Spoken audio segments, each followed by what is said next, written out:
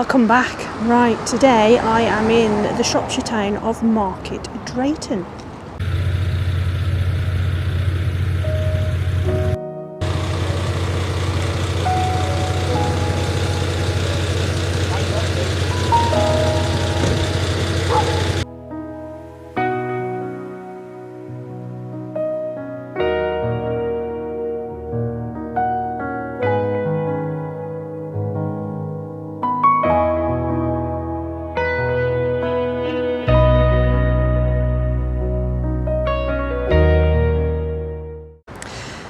Just over the road is the Hippodrome pub, and the pub was originally the town's first purpose-built cinema, and you can tell by the frontage. So the cinema opened its doors in 1927 and the last picture show was in 1966. The building then became a bingo hall and later a supermarket. After the Second World War, the cinema was renamed the Royal, and it sits on a site that was known as the Towers. So for much of the 19th century, the Towers was the home of successive justices of the peace.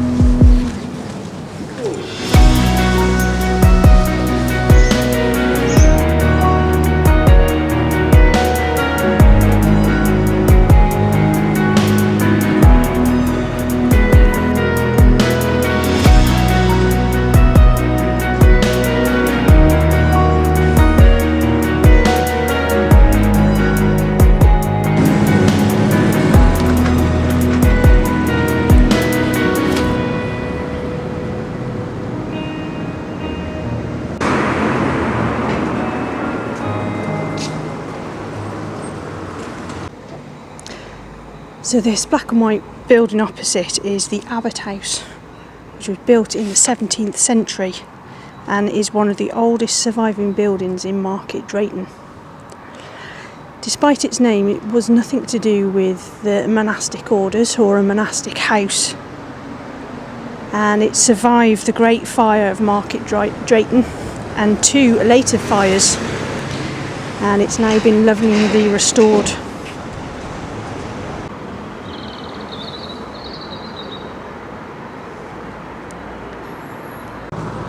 So the building opposite is the William Chester pub. Looks like it's empty now, not for sale, which is a shame.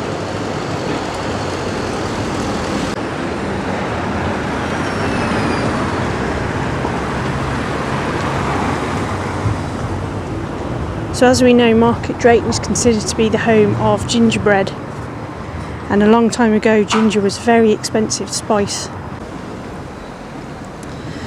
After Robert Clive set up the spice trade route from India to Britain by sea, it enabled merchants to bring ginger direct into Britain and avoid paying the high costs that were paid previously. Drayton businesses were quick to take advantage, and from at least 1793, the first recorded gingerbread baker, Rowland Latewood, was making gingerbread at 75 Shropshire Street. During the early 19th century and up to the mid-1960s, Market Drayton had 4 different gingerbread bakers: Billingtons, Chesters, Bowie and Cox, and Griffiths and Masters, all guarding their own precious recipes. This pub was the site of William Chester's bakery from about 1850. The bakery was located at the rear of the building. This magnificent building is Poynton House, and it was actually built in the 18th century and enhanced in 1753 with an added attic story. It was owned by Samuel Davis, a wealthy property magnate who later faced bankruptcy. Behind its brick facade lies the original timber frame.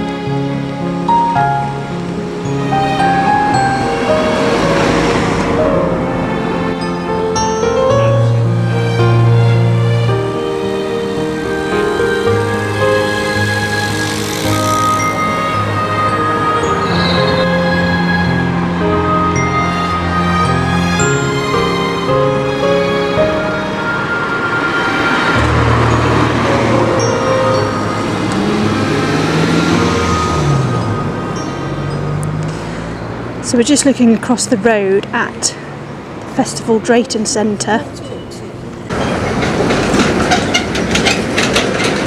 So the festival centre was converted from a Methodist chapel and an adjoining cottage in 1987. It was further extended and refurbished and reopened in 2005. Facilities include a licensed coffee shop, a cinema and a theatre space.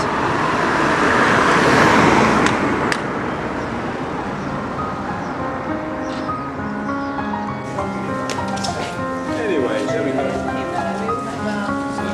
I'll say that. There's a desk right now. There's one of the managers is here.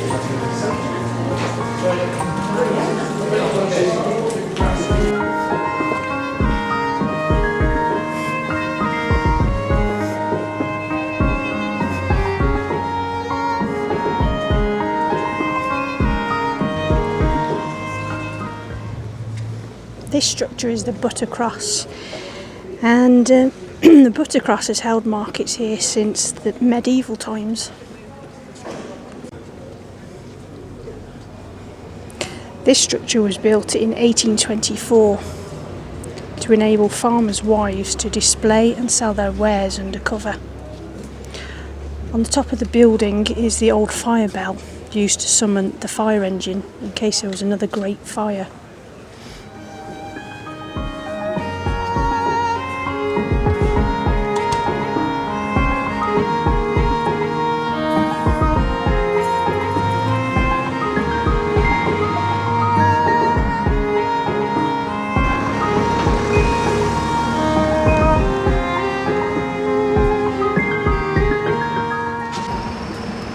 So this is the Crown Inn.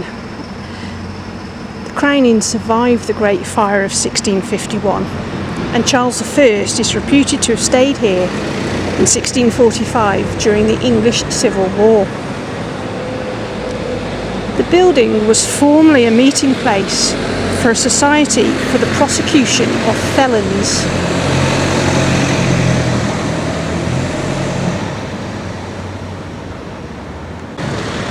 Such societies flourished in the 18th and early 19th century, before there was a police force or a prosecution service. Citizens would band together to protect their property, to give chase when there was a theft, and to bring private prosecutions against those they apprehended.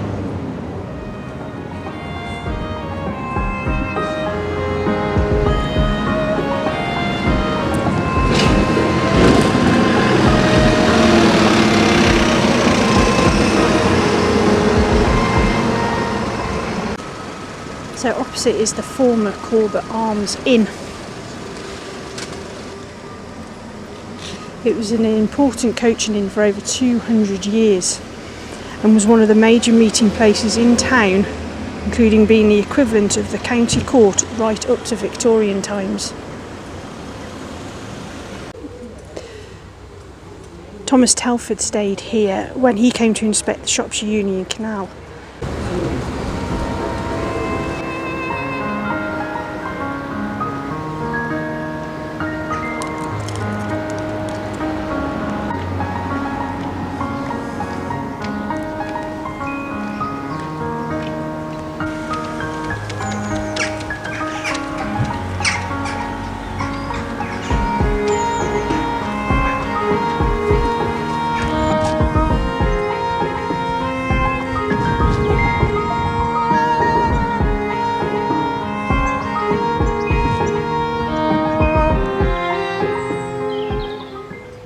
Norman arch over the main west door is the only remaining part of the original stone church.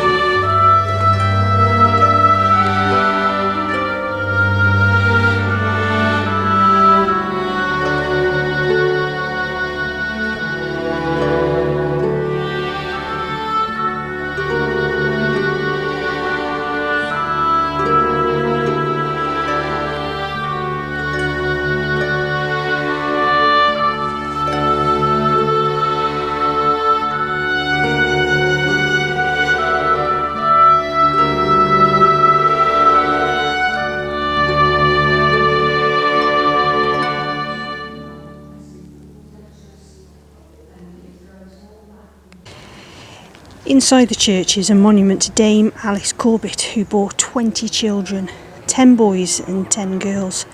She died in 1682, probably from exhaustion.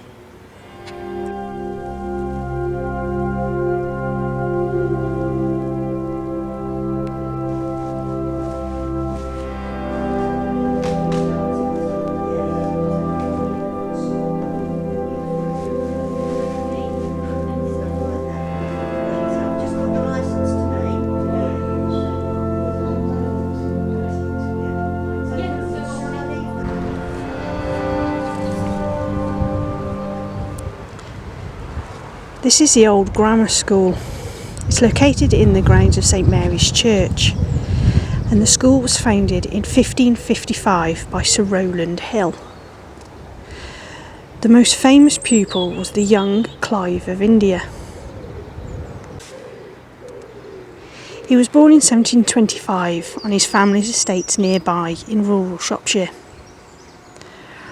Robert Clive was notoriously a thuggish adolescent. When he wasn't vandalising the high street shops, he was climbing the church tower. He was soon removed to a school with a stricter discipline. In 1909, the school was closed briefly as pupil numbers had fallen to just 3. It reopened the following year, but numbers were still low. During the 1950s, exam results were lower than the national average. The school eventually closed in 1963 and was replaced by the Grove Comprehensive School in Market Drayton.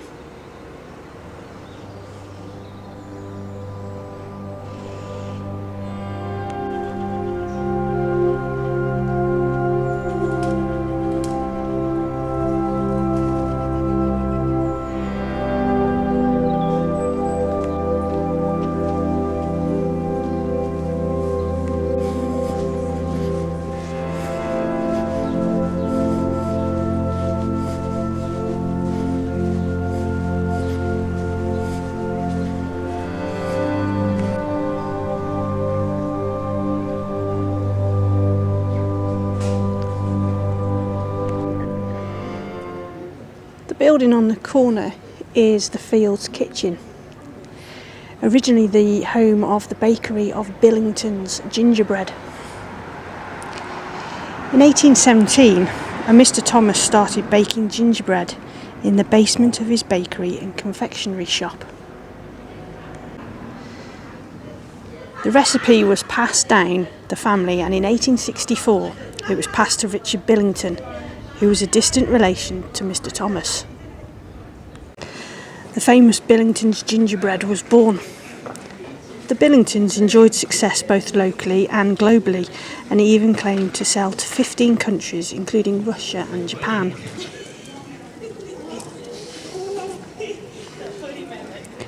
Between 1873 and 1896, there was an agricultural depression in England, which hit the family hard, and it was decided to sell the gingerbread recipe.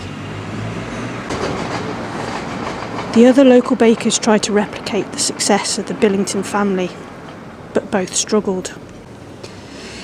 It was a former apprentice, Mr. S.T. Hayward Hughes, who in 1937 bought the rights to produce Billington gingerbread and trade under the name R. Billington and Sons.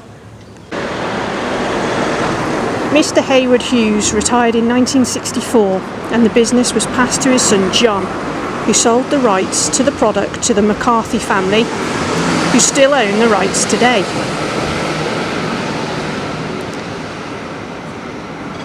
Billington's gingerbread is now being made by master baker Tim Hopcroft of Image Food, still in Market Drayton, but now at a much larger building. This building has had various uses since the bakery moved out, but in 2018 it opened as the Fields Kitchen and stocks Billington's gingerbread.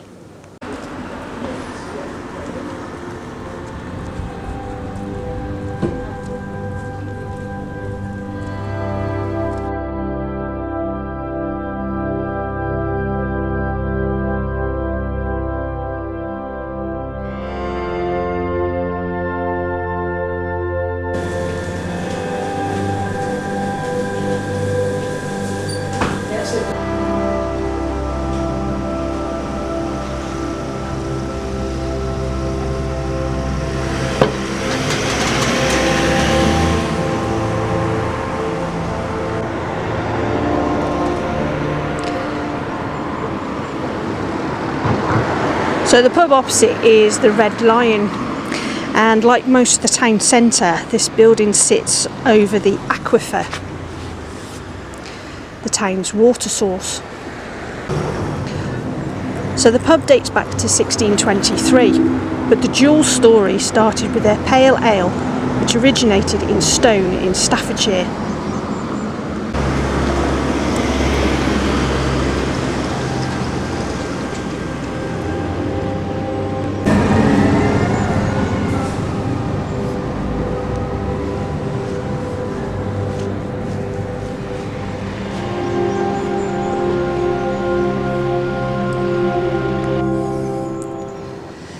The beer had been brewed since the late 16th century by Augustinian monks.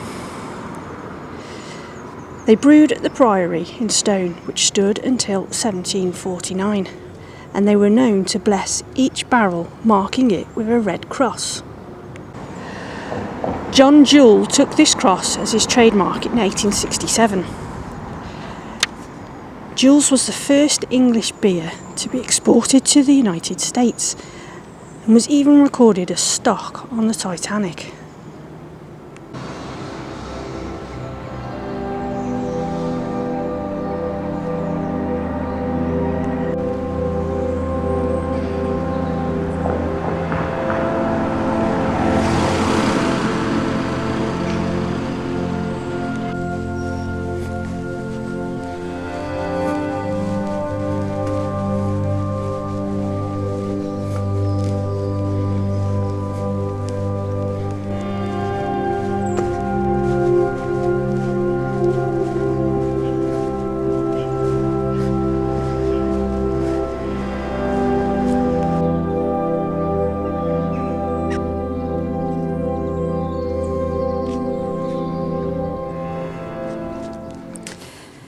This is St Thomas Aquinas and St Stephen Harding Church. It's a Catholic church and was consecrated on the 17th of August 1887.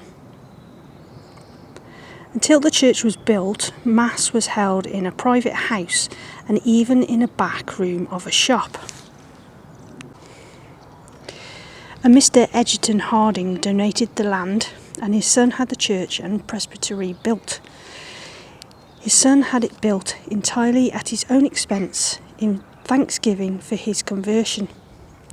The cost of the church was £1,825, and he also gave an extra £1,175 as an endowment. The parish not only covers Market Drayton but many surrounding villages. It also covers the Army Barracks at Turnhill and His Majesty's Prison at Stoke Heath.